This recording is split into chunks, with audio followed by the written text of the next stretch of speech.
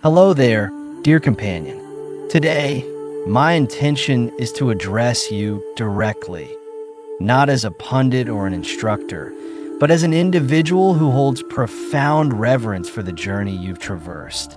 If your age falls within the 60s, 70s, 80s, or even beyond, this communication is specifically for you. This is more than mere counsel. These are fundamental truths quietly accumulated throughout a lifetime.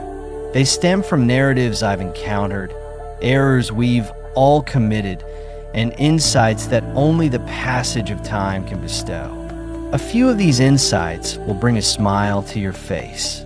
Some might evoke cherished recollections. Others could awaken something profoundly deeper. These are the sorts of teachings that frequently arrive too late, unless someone imparts them with genuine affection. And that is precisely what I aim to offer you today. A moment for introspection, a reaffirmation of your intrinsic worth, and perhaps even a measure of tranquility. So, inhale deeply, allow your shoulders to descend, and for this brief period, grant yourself the indulgence of attentive listening. Not for anyone else's benefit, but solely for your own. Because your existence still holds significance, your viewpoint still carries weight, and your contentment, even at this juncture, remains worthy of safeguarding. Let us commence. Fundamental truth number 1. Safeguard your serenity, even from your own offspring.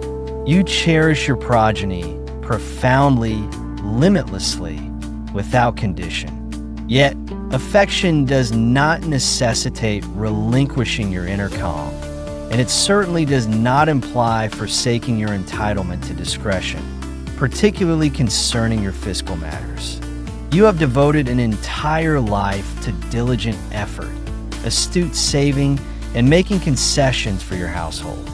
Those accumulated funds signify years of toil, decisions made, and amenities deferred. Now that you're in your later years, these resources are intended to provide for you, not to induce apprehension. It might seem awkward to maintain the confidentiality of details, such as your checking account balance or retirement investments. After all, your children might not harbor malicious intent, but as life becomes more intricate, as residences need to be acquired, ventures launched, and liabilities settled, even the most well-meaning descendant can begin to view your assets as a remedy for their predicaments.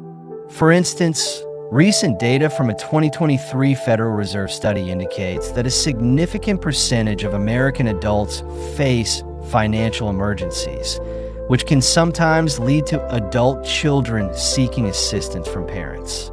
That is unjust to you. You're not a contingency plan. You're not their fiscal safety net. You are entitled to peace of mind, liberation from culpability, and the prerogative to state, "I'll consider it," or even "no." Protecting your financial standing does not imply diminished affection for them. It signifies that you have comprehended that sagacity sometimes manifests as reticence. Allow your capital to be a wellspring of consistency, not discord. You're not obliged to explain your decisions. You are not obliged to rationalize securing your future. Tranquility, particularly at this phase of existence, is beyond monetary value, and tranquility is precisely what you have earned. Fundamental truth number 2. Your life partner is more than just your companion. They are your reflection. By the time individuals reach their 60s or 70s, they often gaze upon the person with whom they've shared decades, perceiving not merely a partner, but a looking glass, a depiction of the years past, the adversities overcome, and the serene mornings that went unobserved, yet collectively forged the existence we now inhabit. When the dwelling grows silent, when the offspring are engrossed in their own routines, When professional endeavors no longer occupy the central position of your day, it is your spouse who remains by your side. And yet, so frequently we neglect to cultivate that profound connection. We become ensnared in habitual patterns. We become irritable over minor issues. We neglect to express appreciation, or "I'm content that you are here." However, this period in your life is not merely about enduring each day. It is about rediscovering the splendor of camaraderie, the sort that requires no grand gestures, simply a gentle presence. Your life partner comprehends your routines. They have witnessed you at your most vulnerable and still remained. They decipher your quiet moments. And when no one else quite grasps your emotions, they do. That is uncommon. That is revered. So, nurture that affection. Speak softly. Share laughter whenever possible. Extend forgiveness readily. You are no longer constructing a life. You are sharing one. And that is a blessing, because in your younger years, affection revolved around sentiment. But now, affection revolves around fidelity. And fidelity, when fostered, is among the most exquisite things you will ever cultivate. Fundamental truth number 3. Grandchildren bring delight, but they are not your obligation. There's no gainsaying it. The grin of a grandchild can illuminate an entire chamber. Their embraces, their joyous sounds, the manner in which they gaze at you with those inquisitive gazes, it is enchanting. It infuses vitality into your spirit in a way few other experiences can. However, there exists another facet to this, one that is not discussed sufficiently. It is also mentally and physically taxing. The baby supplies, the outbursts, the school, transportation duties, the boundless vigor. It constitutes a full-time profession. And the reality is that profession is no longer yours to bear. You have already raised your children. You endured the sleepless evenings, the interminable garment washing, the emotional vicissitudes. You invested so much into them that you frequently neglected to attend to your own needs. And now, after all those years, you finally possess leisure.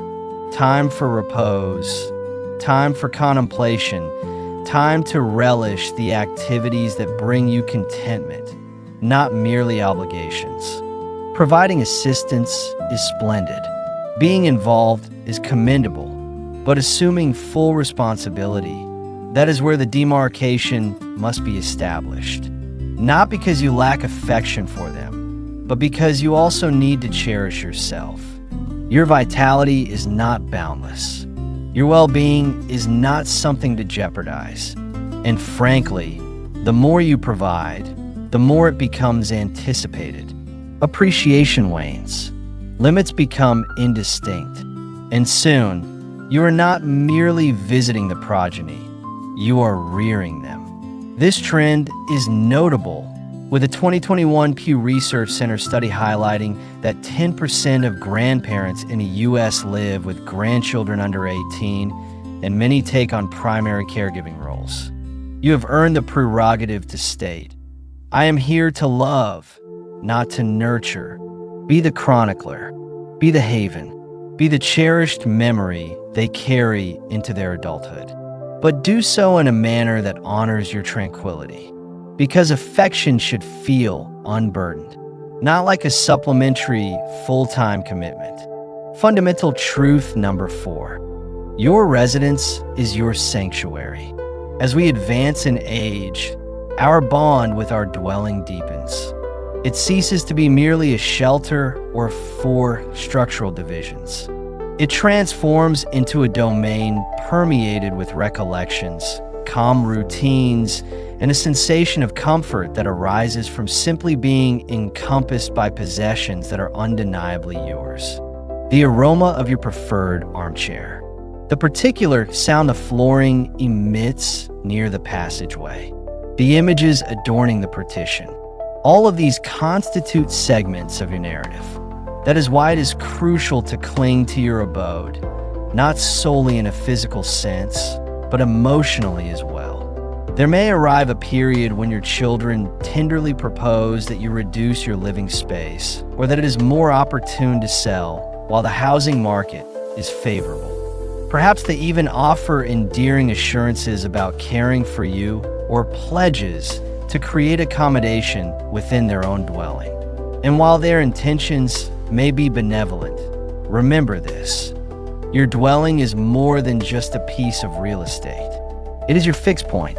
Divesting of it too swiftly can leave you adrift, reliant, and without a place that is genuinely your own. Once it is relinquished, it is irretrievably lost. And with its departure, a portion of your autonomy. For many older Americans, their home represents their largest asset and a cornerstone of their independence. A sentiment echoed in numerous surveys about senior living preferences. There is security in the knowledge that you possess your own access. There is self-respect in being able to assert, "This is my individual zone." Naturally, circumstances evolve. Sometimes life necessitates arduous resolutions. But do not release your home merely because someone else presumes it is the appropriate juncture.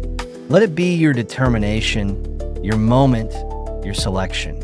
Because a home is not just where you reside. It is where you truly belong. Fundamental truth number 5. Remain for 3 days, not 30. We all aspire to be in proximity to our children. Spending time with them, and especially with the grandchildren, cultivates joy, connection, and a feeling of familial bond. However, there exists an enduring maxim that still holds true. Even the most intimately connected families require room to breathe.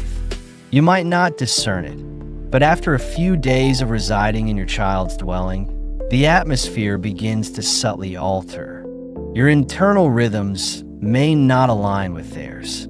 You might rise earlier, prepare meals differently, observe distinct television programs, or offer counsel that, despite being well-intentioned, may not always be desired.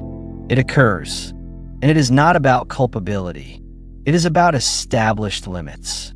Lingering for an excessive duration, even with the most noble intentions, can imperceptibly erode relationships. Your children may feel as though they cannot fully unwind. Their partner might feel they have forfeited their personal space. The youngsters may behave atypically, and you might begin to feel like a visitor, or worse, an imposition. That is why the 3-day guideline is so astute. It safeguards affection by providing it ample room. Just like a hot beverage, warmth is delightful until it becomes too scalding to manage. So, visit, chuckle, embrace, recount your narratives, but then return to your own dwelling while everyone is still in good spirits. Allow your presence to be something they anticipate once more, not something from which they secretly require a respite. Because affection flourishes best with precisely the right amount of distance. Fundamental truth number 6. Never re-enter matrimony with undue haste. Solitude can be among the most challenging facets of advancing age. Following the demise of a companion, or after a marital dissolution, the quietude within the dwelling can feel oppressive. Evenings extend interminably, and there is no one to inquire, "Have you dined yet?" or "How was your day?" In those instances, the notion of remarrying might appear as a splendid second opportunity, and occasionally it is. However, accelerating into a new marital union in your later years demands considerable circumspection. By this stage in life, both individuals have experienced extensive, intricate existences. You each possess your established routines, your particular monetary habits, your distinct way of conducting affairs.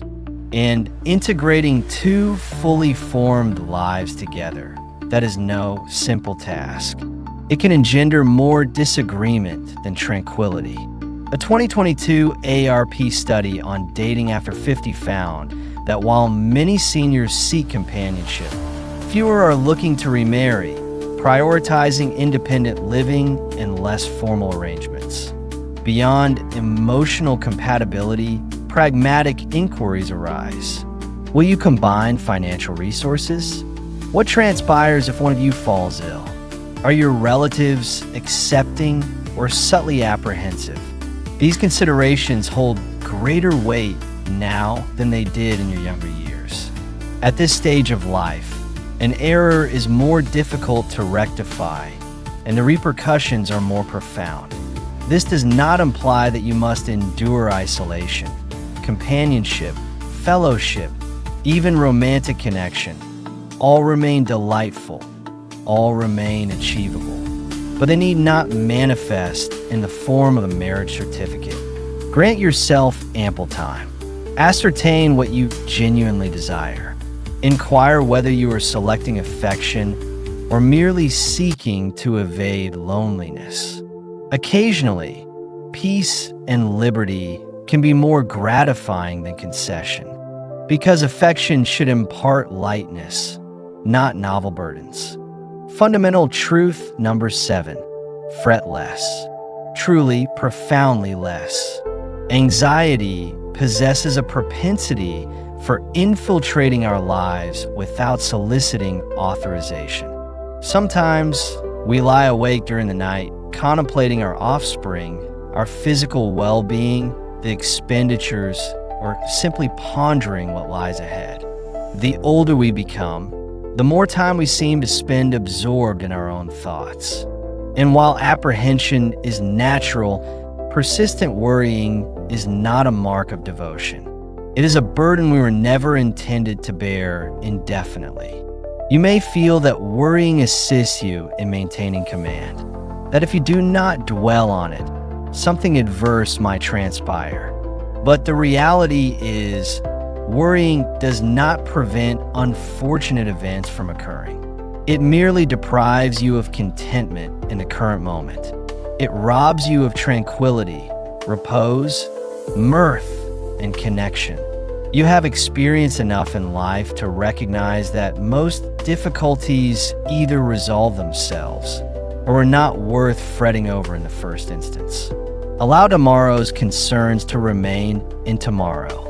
And this evening, grant yourself permission to rest. If something still requires resolution, it will await you in the morning, and you will confront it with a clear mind and a more serene spirit. Your welfare matters just as much as your sagacity. And sometimes, the most judicious action you can take is simply to release control. Fret less. Inhale more. Have faith in the journey that has brought you this far. You're not obligated to shoulder every apprehension, just the ones that truly possess significance. Fundamental truth number 8. Do not pursue what no longer serves your purpose. We inhabit a world that commends youthfulness, velocity, accomplishment, and outward appearance. It is easy to feel as though we are lagging behind if we are not ceaselessly striving for something, even in our 60s, 70s, or 80s. But here is the unvarnished reality. You have earned your respite from that sort of relentless pursuit. You no longer need to substantiate anything.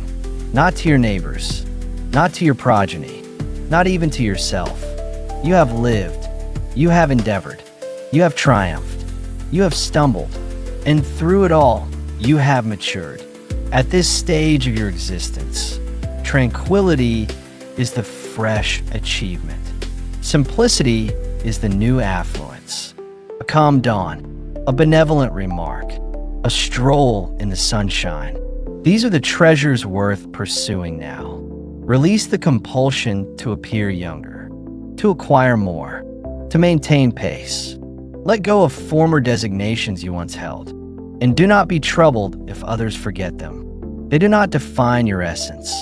You do not require external validation to feel sanguine about who you are. Instead, pose the question to yourself, what brings me calm? What evokes my smile? And then engage in more of that. There is nothing inherently wrong with ambition, but a time arrives when the most valiant act you can perform is simply to exist, to be content, to be gentle, to be authentically yourself. Because what truly holds import now is not the height of your ascent, but the profundity of your emotional experience. Release the remainder. Fundamental truth number 9. Be compassionate, but do not be a passive recipient. Benevolence is one of your paramount strengths.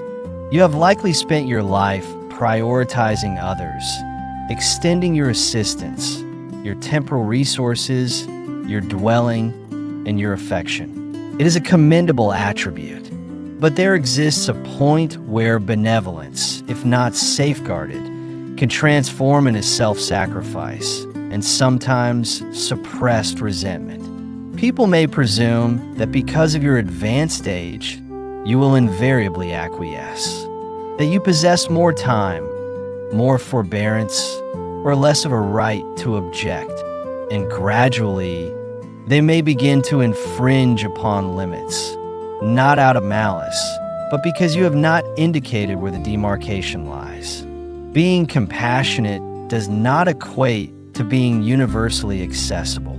It does not mean disregarding your own requirements, and it certainly does not mean permitting others to exploit your munificence. You are still entitled to decline. You are permitted to rest, to refuse, to conserve your vitality without culpability. Declining does not render you unkind. It renders you forthright. The individuals who genuinely care for you will comprehend, and those who do not, well, perhaps they were merely beneficiaries of your kindness, not genuinely appreciating it. So yes, be compassionate always, but not at the detriment of your well-being. Compassion is potent, but boundaries?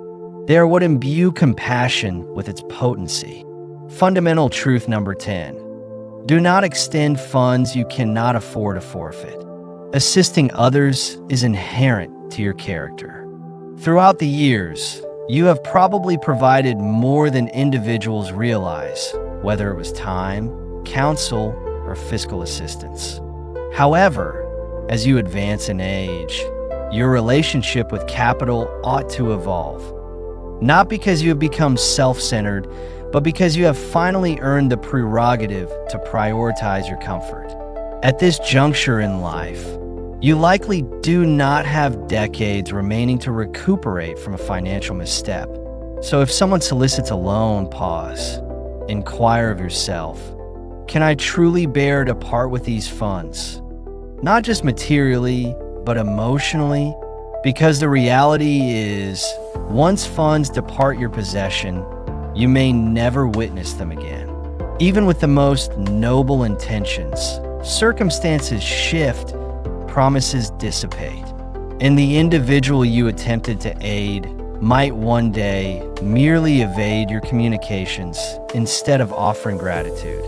According to a 2024 analysis by a major financial institution, intergenerational financial transfers are common in the U.S., but advisors often caution against lending money that cannot be afforded as a gift. It does not imply that you cease being generous. It merely signifies that you become more discerning.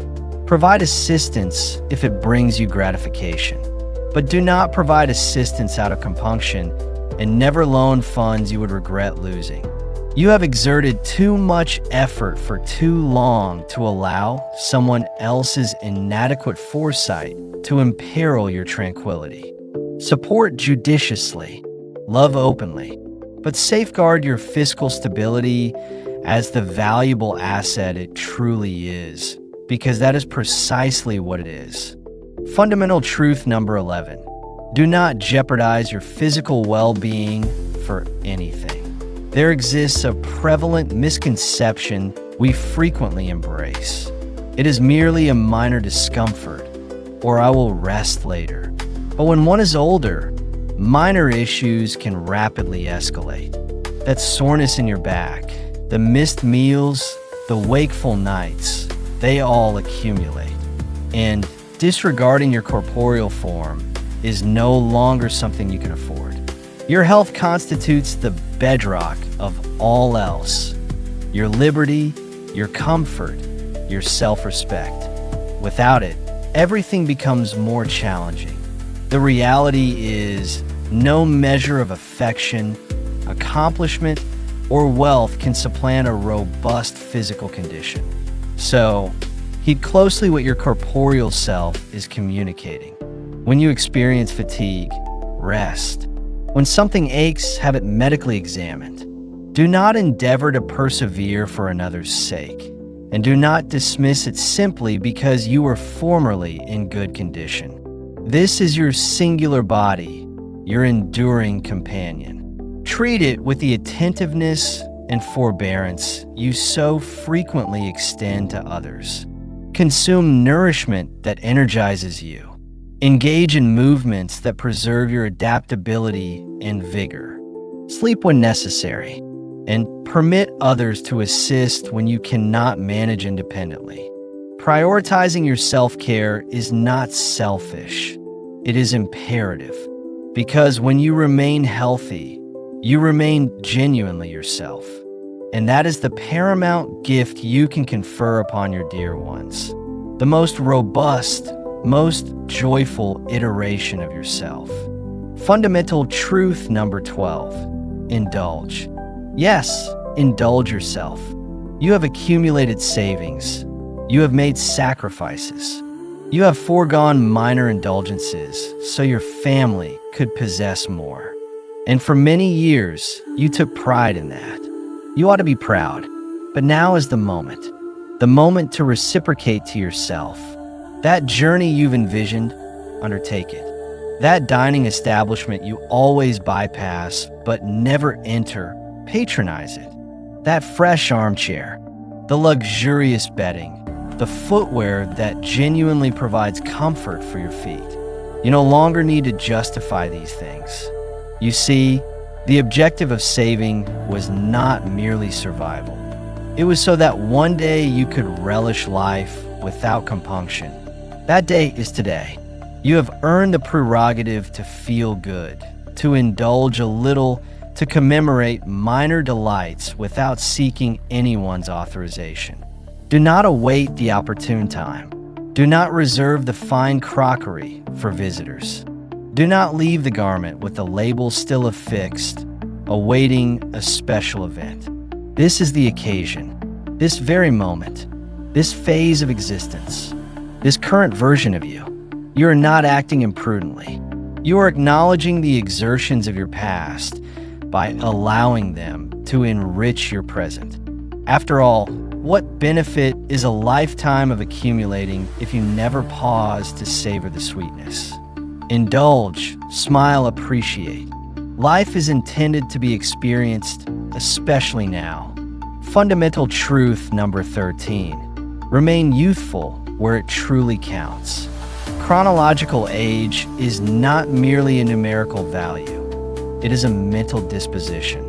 And while your joints might creak and your visual acuity might not be what it once was, your essence, that can remain as vibrant as you opt to preserve it. You are not obliged to feign being 30. You do not need to alter the color of your hair or conceal your lines of expression. What truly matters is whether you still feel inquisitive, whether you laugh readily, whether you permit minor details to bring you joy. A songbird beyond your window, a beloved melody on the airwaves, a freshly brewed cup of coffee on a tranquil morning. Do not permit the world to dictate that you are too old for anything. You are not too old to move rhythmically in your culinary space, not too old to acquire novel knowledge, not too old to rediscover affection for life itself. And no, Exhilaration is not reserved exclusively for the young. Exhilaration is for those who are alive, and you're still very much alive. So, maintain a playful demeanor. Remain benevolent. Remain receptive to the enchantment in commonplace occurrences. Because the true wellspring of eternal youth is not discovered in a vessel. It is discovered within the core. And your core, when unburdened and liberated, will perpetually sustain your youthfulness. If you have accompanied me to this point, I wish to extend my gratitude, not merely for your attentiveness, but for permitting these expressions to enter your essence. Advancing in years is not the culmination of something. It is a progression, a deepening, a deceleration, not in spirit, but in pace. And in that slowing, we commence to observe the beauty we once hurried past. The minor delights, the quiet triumphs, the simple state of still being present. You have navigated through decades.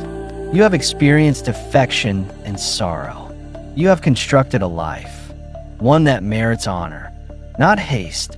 And now, this chapter is yours to compose as you deem fit, not as others anticipate, not as society envisions, but as you feel most vivacious. So, laugh when you can, rest when you require it, speak kindly to yourself, establish limits where necessary. And do not forget, you are not here to achieve flawlessness. You are here to be genuine, and genuineness is exquisite. If this message offered you solace, I invite you to share it with someone you hold dear, someone who might require a gentle reminder that they too matter, profoundly. Still, until our next encounter, attend to your physical being, safeguard your elation, and exist gently, but fully. You are not alone.